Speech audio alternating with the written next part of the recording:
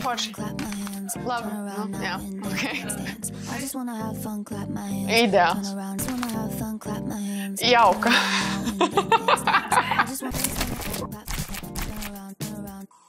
Man šobrīd raksturo emociju zīme šitā, jo ikšķītis uz augšu, jo viss vienmēr tāpatās, lai arī kas notikt būs širā. Mani vecāki īsti nesaprot, ko es daru. Viņi zina, ka man ir komanda, ko es vadu. Viņi zina, ka es kaut ko tur ar maizi ņemos un skaitļoju, bet tas arī ir viss, ko viņi saprot no tā. Tādēļ, ka te ir potenciāls augt. Tā ir tostermaize, jo man ļoti garšo karstmaizītes, un ar tosteri tās ir visforšāk taisīt. Mans karjeras ceļš Hannes Maiznīcā ir tāds, ka es sāku pirms jau gandrīz 6 gadiem.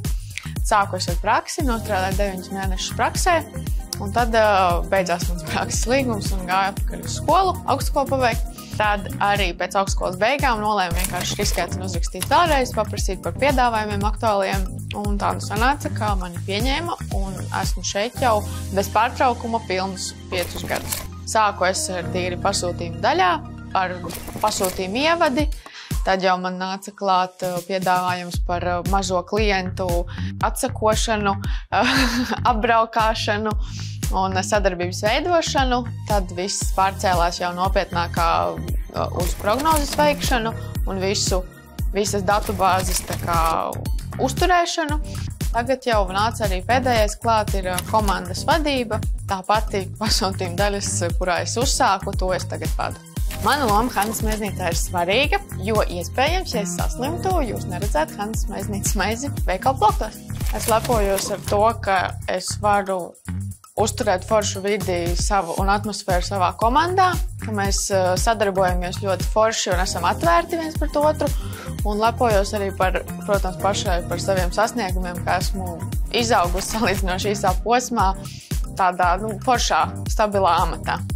Lielākie izaicinājumi noteikti ir prognozes veikšana, jo to nekad nevar noprognozēt, cik veikaliem vajadzēs maizīt un ko viņi gribēs pasūtīt un kādas ir akciju maiņas un kas kā ietekmē visi apkārtēji apstākļi.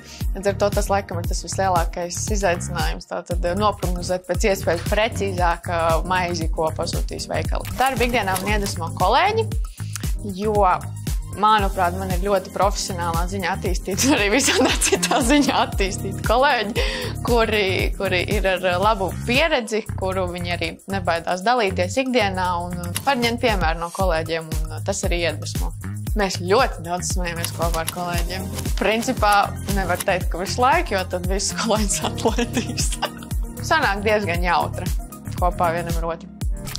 Nebaidies, esi atvērts un izrādi iniciatīvu, jo to novērtē un izrādot iniciatīvu, tu izdarīs labumu tikai sev, un tu varēsi ātrāk augt.